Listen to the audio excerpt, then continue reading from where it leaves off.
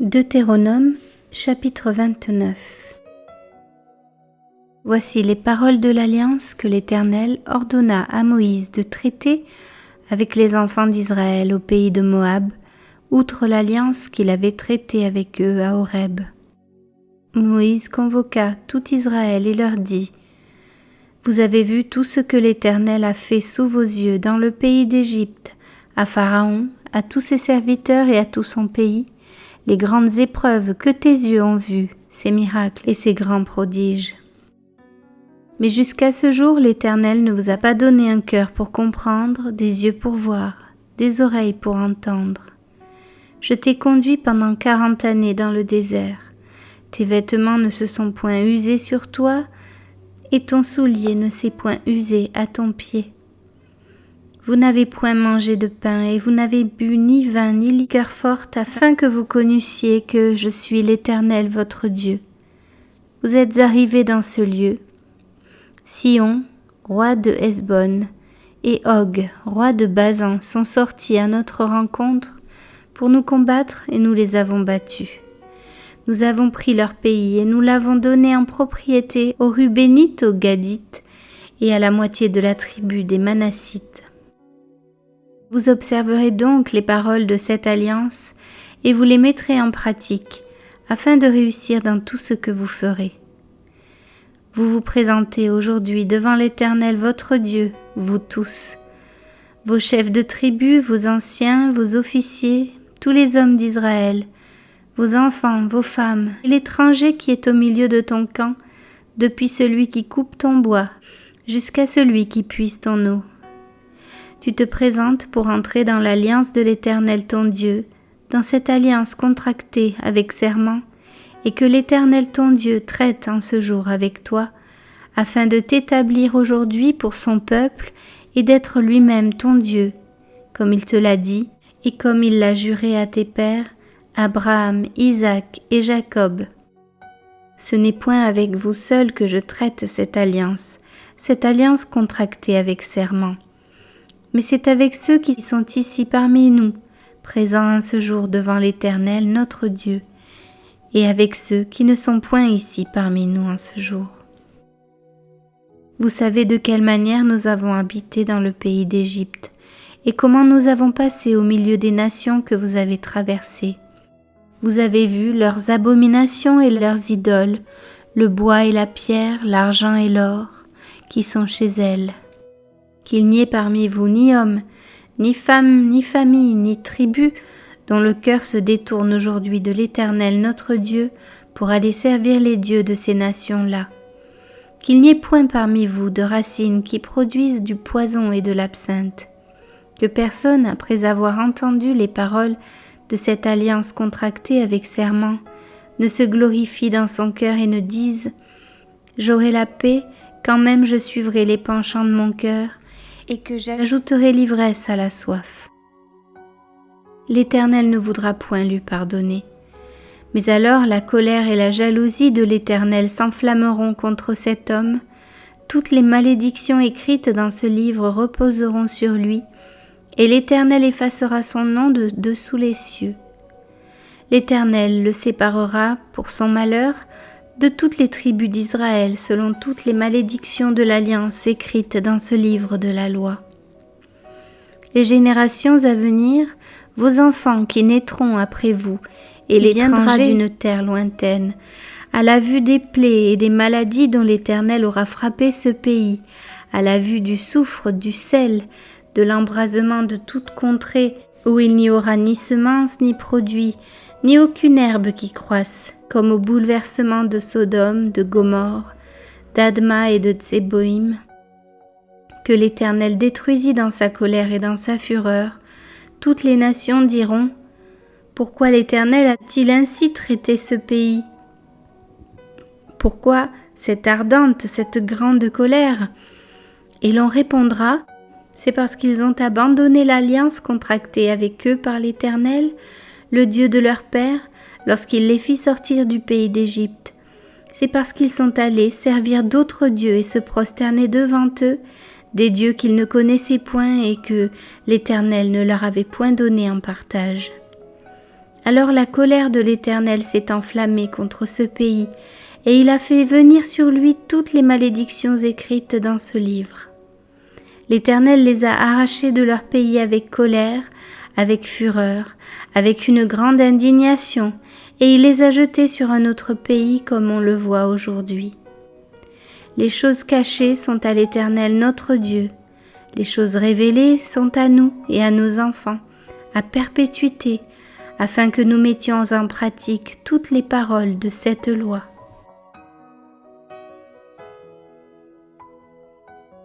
Deutéronome, chapitre 30.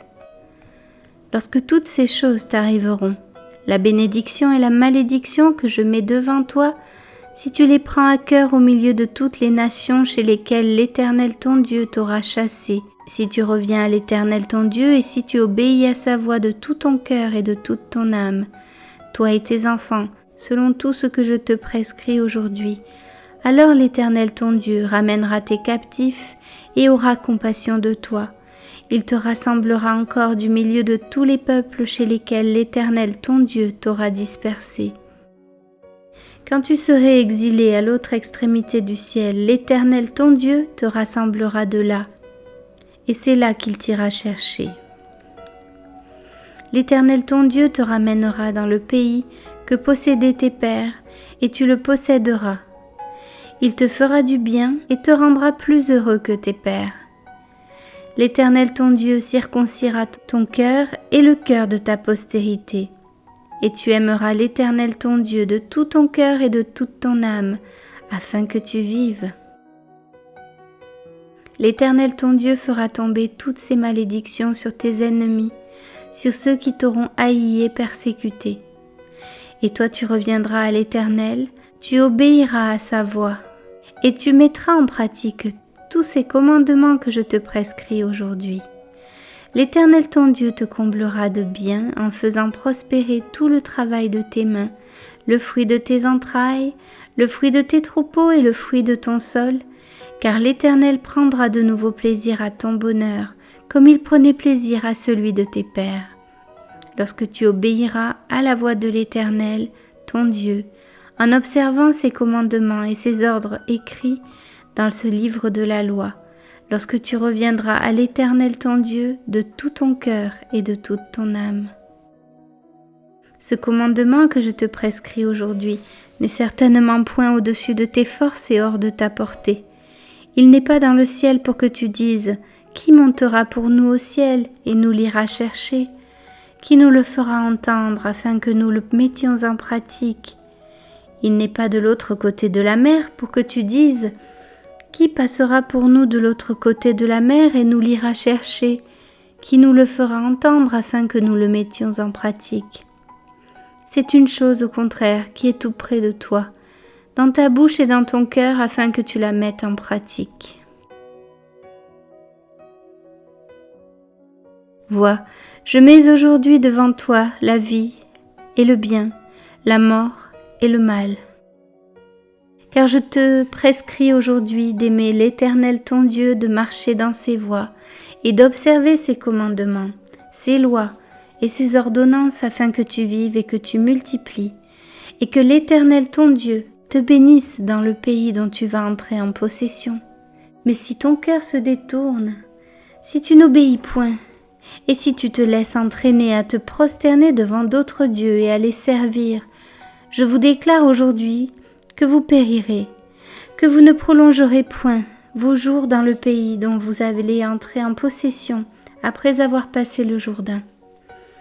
J'en prends aujourd'hui à témoin contre vous le ciel et la terre. J'ai mis devant toi la vie et la mort, la bénédiction et la malédiction.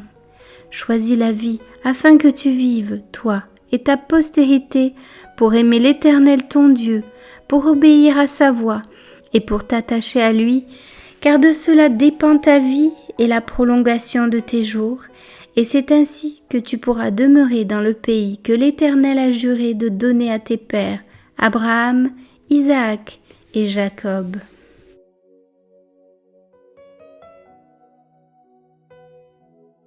Deutéronome, chapitre 31.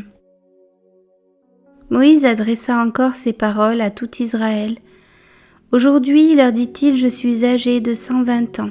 Je ne pourrai plus sortir et entrer. Et l'Éternel m'a dit, tu ne passeras pas ce Jourdain. L'Éternel ton Dieu marchera lui-même devant toi. Il détruira ces nations devant toi et tu t'en rendras maître. Josué marchera aussi devant toi, comme l'Éternel l'a dit. L'Éternel traitera ces nations comme il a traité Sihon et Og, roi des Amoréens, qu'il a détruits avec leur pays. L'Éternel vous les livrera, et vous agirez à leur égard selon tous les ordres que je vous ai donnés. Fortifiez-vous et ayez du courage. Ne craignez point et ne soyez point effrayés devant eux, car l'Éternel ton Dieu marchera lui-même avec toi. Il ne te délaissera point, il ne t'abandonnera point.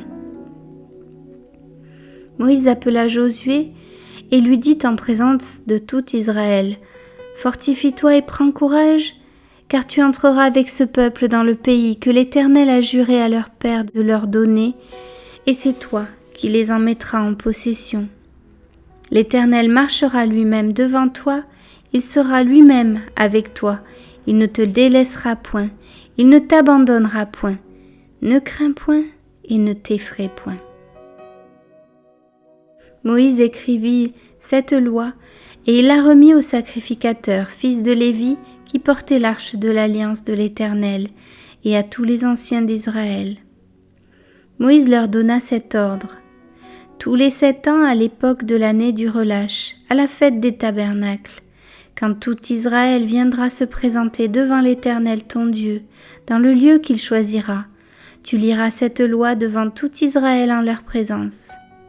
Tu rassembleras le peuple, les hommes, les femmes, les enfants et l'étranger qui sera dans tes portes, afin qu'ils t'entendent et afin qu'ils apprennent à craindre l'Éternel votre Dieu, à observer et à mettre en pratique toutes les paroles de cette loi.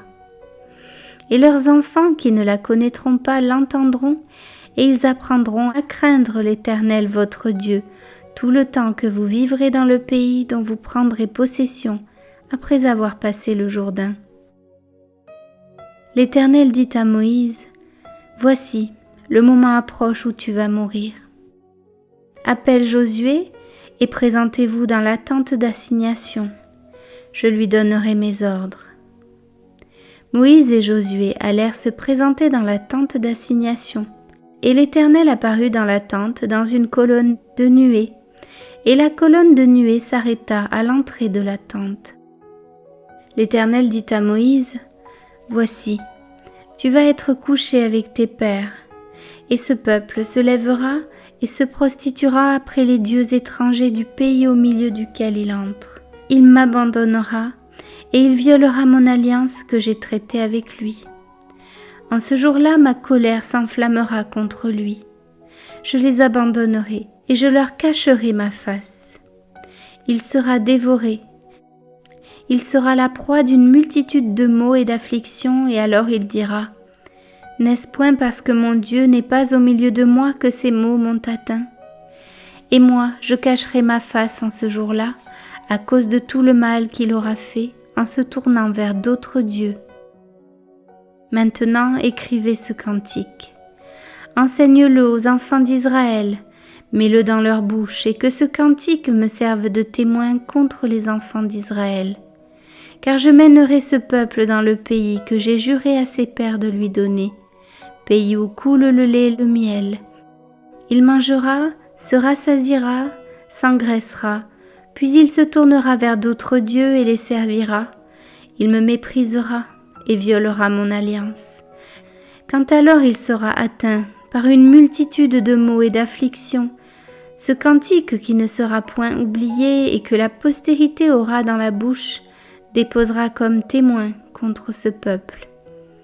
Je connais en effet ces dispositions qui déjà se manifestent aujourd'hui, avant même que je les fasse entrer dans le pays que j'ai juré de lui donner. » En ce jour-là, Moïse écrivit ce cantique, et il l'enseigna aux enfants d'Israël. L'Éternel donna ses ordres à Josué, fils de Nun. Il dit, « Fortifie-toi et prends courage, car c'est toi qui feras entrer les enfants d'Israël dans le pays que j'ai juré de leur donner, et je serai moi-même avec toi.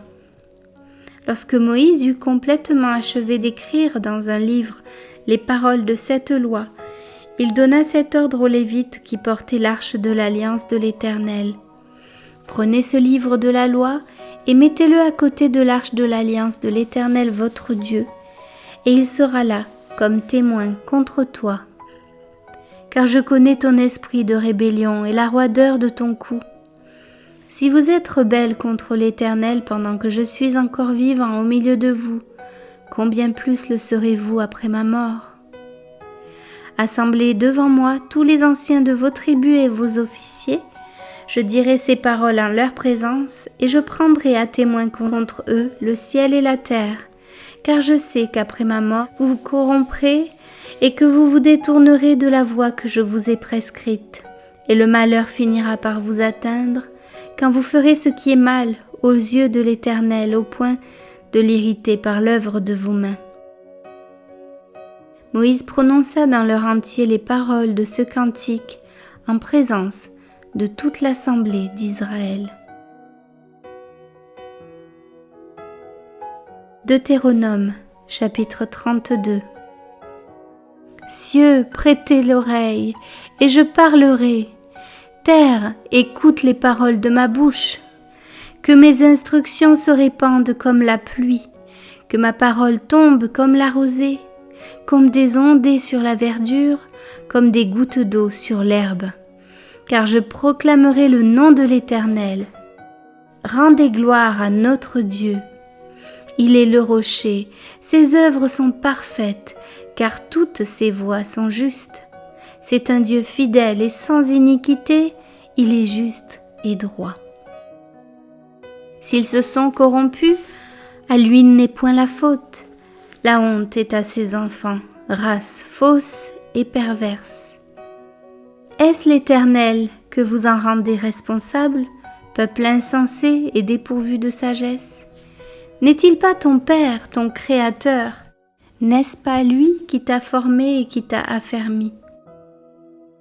Rappelle à ton souvenir les anciens jours, passe en revue les années, génération par génération. Interroge ton Père et il te l'apprendra, tes vieillards et ils te le diront. Quand le Très-Haut donna un héritage aux nations, quand il sépara les enfants des hommes, il fixa les limites des peuples, d'après le nombre des enfants d'Israël.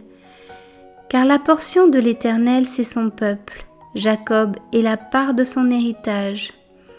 Il l'a trouvé dans une contrée déserte, dans une solitude aux effroyables hurlements. Il l'a entouré, il en a pris soin, il l'a gardé comme la prunelle de son œil. Pareil à l'aigle qui éveille sa couvée, voltige sur ses petits, déploie ses ailes, les prend, les porte sur ses plumes. L'Éternel seul a conduit son peuple, et il n'y avait avec lui aucun Dieu étranger. Il l'a fait monter sur les hauteurs du pays, et Israël a mangé les fruits des champs. Il lui a fait sucer le miel du rocher, l'huile qui sort du rocher le plus dur, la crème des vaches et le lait des brebis, avec la graisse des agneaux, des béliers de Basan et des boucs, avec la fleur du froment. Tu as bu le sang du raisin, le vin. Israël est devenu gras, et il a regimbé. Tu es devenu gras, épais et replé. Et il a abandonné Dieu, son Créateur. Il a méprisé le rocher de son salut. Ils ont excité sa jalousie par des dieux étrangers. Ils l'ont irrité par des abominations. Ils ont sacrifié à des idoles qui ne sont pas dieux, à des dieux qu'ils ne connaissaient point, nouveaux, venus depuis peu, et que vos pères n'avaient pas craint. Tu as abandonné le rocher qui t'a fait naître et tu as oublié le Dieu qui t'a engendré. L'Éternel l'a vu et il a été irrité. Indigné contre ses fils et ses filles, il a dit « Je leur cacherai ma face. Je verrai quelle sera leur fin car c'est une race perverse.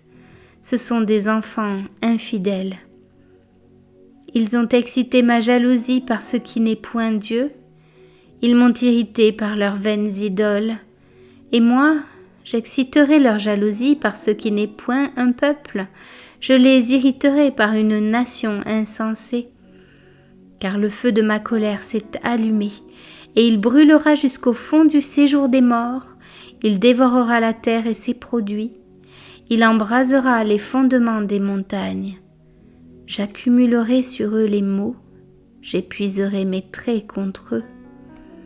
Ils seront desséchés par la faim, consumés par la fièvre et par les maladies violentes. J'enverrai parmi eux la dent des bêtes féroces et le venin des serpents. Au dehors, on périra par l'épée et au dedans par d'effrayantes calamités. Il en sera du jeune homme comme de la jeune fille, de l'enfant à la mamelle comme du vieillard. Je voudrais dire, je les emporterai d'un souffle, je ferai disparaître leur mémoire d'entre les hommes. Mais je crains les insultes de l'ennemi, je crains que leurs adversaires ne se méprennent et qu'ils ne disent « Notre main a été puissante et ce n'est pas l'Éternel qui a fait toutes ces choses. » C'est une nation qui a perdu le bon sens et il n'y a point en eux d'intelligence. S'ils étaient sages, voici ce qu'ils comprendraient et ils penseraient à ce qui leur arrivera. Comment un seul en poursuivrait-il 1000 et 2 en mettraient-ils 10 000 en fuite si leur rocher ne les avait vendus, si l'Éternel ne les avait livrés? Car leur rocher n'est pas comme notre rocher, nos ennemis en sont juges. Mais leur vigne est du plan de Sodome et du terroir de Gomorrhe. Leurs raisins sont des raisins empoisonnés, leurs grappes sont amères. Leur vin, c'est le venin des serpents, c'est le poison cruel des aspics. Cela n'est-il pas caché près de moi, scellé dans mes trésors? À moi la vengeance et la rétribution quand leur pied chancellera, car le jour de leur malheur est proche, et ce qui les attend ne tardera pas. L'Éternel jugera son peuple, mais il aura pitié de ses serviteurs, en voyant que leur force est épuisée et qu'il n'y a plus ni esclaves ni hommes libres. Il dira, où sont leurs dieux, le rocher qui leur servait de refuge, ces dieux qui mangeaient la graisse de leurs victimes, qui buvaient le vin de leur libation, qu'ils se lèvent, qu'ils vous secourent, qu'ils vous couvrent de leur protection. Sachez donc que c'est moi qui suis Dieu, et qu'il n'y a point de Dieu près de moi. Je fais vivre et je fais mourir. Je blesse et je guéris, et personne ne délivre de ma main. Car je lève ma main vers le ciel et je dis, je vis éternellement. Si j'aiguise l'éclair de mon épée, et si ma main saisit la justice, je me vengerai de mes adversaires, et je punirai ceux qui me haïssent. Mon épée dévorera leur chair, et j'enivrerai mes flèches de sang, du sang des blessés et des captifs, de la tête des chefs de l'ennemi. Nation, chantez les louanges de son peuple, car l'Éternel venge le sang de ses serviteurs, il se venge de ses adversaires, et il fait l'expiation pour son pays, pour son peuple. Moïse vint et prononça toutes les paroles de ce cantique en présence du peuple. Josué, fils de Nun, était avec lui. Lorsque Moïse eut achevé de prononcer toutes ces paroles devant tout Israël, il leur dit : Prenez à cœur toutes les paroles que je vous conjure aujourd'hui de recommander à vos enfants, afin qu'ils observent et mettent en pratique toutes les paroles de cette loi. Car ce n'est pas une chose sans importance pour vous, c'est votre vie, et c'est par là que vous prolongerez vos jours dans le pays dont vous aurez la possession après avoir passé le Jourdain. Ce même jour, l'Éternel parla à Moïse et dit : Monte sur cette montagne d'Abarim, sur le mont Nebo, au pays de Moab, vis-à-vis de Jéricho, et regarde le pays de Canaan que je donne en propriété aux enfants d'Israël. Tu mourras sur la montagne où tu vas monter, et tu seras recueilli auprès de ton peuple, comme Aaron ton frère est mort sur la montagne de Hor, et a été recueilli auprès de son peuple. Parce que vous avez péché contre moi au milieu des enfants d'Israël, près des eaux de Mériba, à Kadès, dans le désert de Tsin, et que vous ne m'avez point sanctifié au milieu des enfants d'Israël. Tu verras le pays devant toi, mais tu n'entreras point dans le pays que je donne aux enfants d'Israël.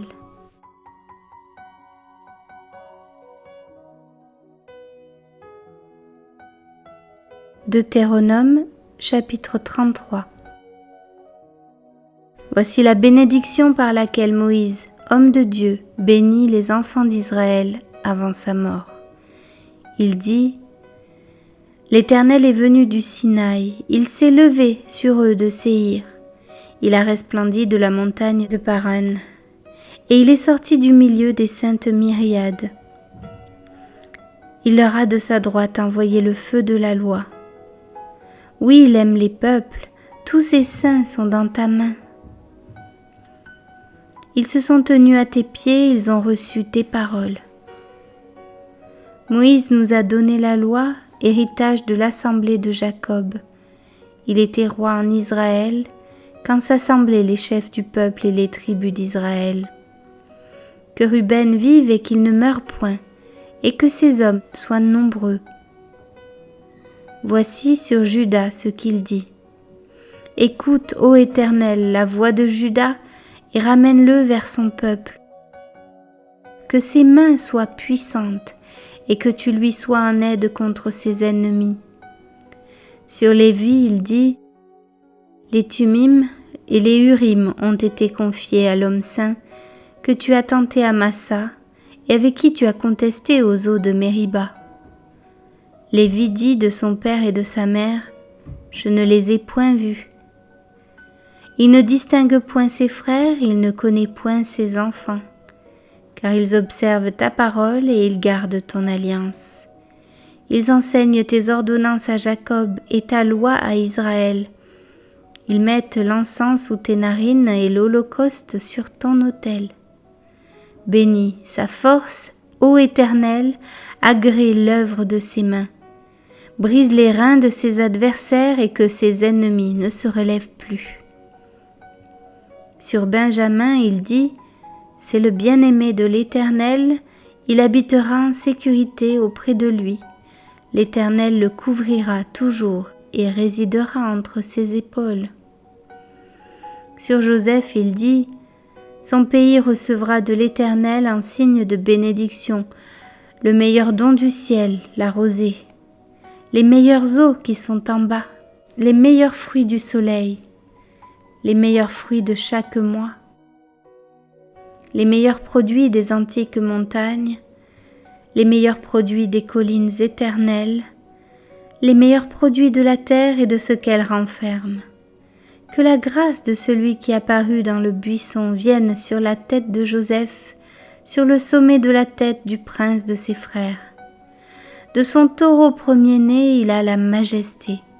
Ses cornes sont les cornes du buffle, avec elles il frappera tous les peuples jusqu'aux extrémités de la terre. Elles sont les myriades d'Éphraïm, elles sont les milliers de Manassé. Sur Zabulon, il dit, réjouis-toi, Zabulon, dans tes courses et toi, Issacar, dans tes tentes. Ils appelleront les peuples sur la montagne. Là, ils offriront des sacrifices de justice, car ils suceront l'abondance de la mer et les trésors cachés dans le sable. Sur Gad, il dit, béni soit celui qui met Gad au large. Gad repose comme une lionne, il déchire le bras et la tête. Il a choisi les prémices du pays, car là est caché l'héritage du législateur. Il a marché en tête du peuple, il a exécuté la justice de l'Éternel et ses ordonnances envers Israël. Sur Dan, il dit, Dan est un jeune lion qui s'élance de Basan.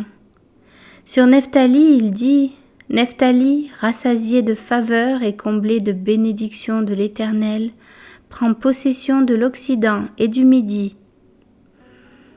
Sur Azer, il dit, béni soit Azer entre les enfants d'Israël, qu'il soit agréable à ses frères et qu'il plonge son pied dans l'huile, que tes verrous soient de fer et d'airain, et que ta vigueur dure autant que tes jours. Nul n'est semblable au Dieu d'Israël.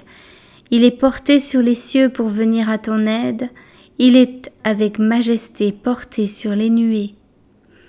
Le Dieu d'éternité est un refuge, et sous ses bras éternels est une retraite.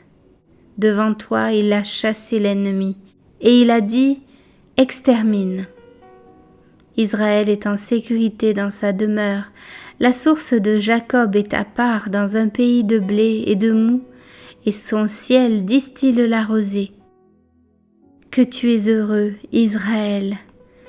Qui est comme toi, un peuple sauvé par l'Éternel, le bouclier de ton secours et l'épée de ta gloire. Tes ennemis feront défaut devant toi, et tu fouleras leurs lieux élevés. Deutéronome, chapitre 34. Moïse monta des plaines de Moab sur le mont Nebo, au sommet du Pisga, vis-à-vis de Jéricho. Et l'Éternel lui fit voir tout le pays, Galaad jusqu'à Dan, tout Nephtali, le pays d'Éphraïm et de Manassé, tout le pays de Juda jusqu'à la mer occidentale, le Midi, les environs du Jourdain, la vallée de Jéricho, la ville des palmiers, jusqu'à Tsoar. L'Éternel lui dit, c'est là le pays que j'ai juré de donner à Abraham, à Isaac et à Jacob en disant, je le donnerai à ta postérité. Je te l'ai fait voir de tes yeux, mais tu n'y entreras point. Moïse, serviteur de l'Éternel, mourut là, dans le pays de Moab, selon l'ordre de l'Éternel. Et l'Éternel l'enterra dans la vallée, au pays de Moab, vis-à-vis de Beth-péor. Personne n'a connu son sépulcre jusqu'à ce jour. Moïse était âgé de 120 ans lorsqu'il mourut. Sa vue n'était point affaiblie et sa vigueur n'était point passée.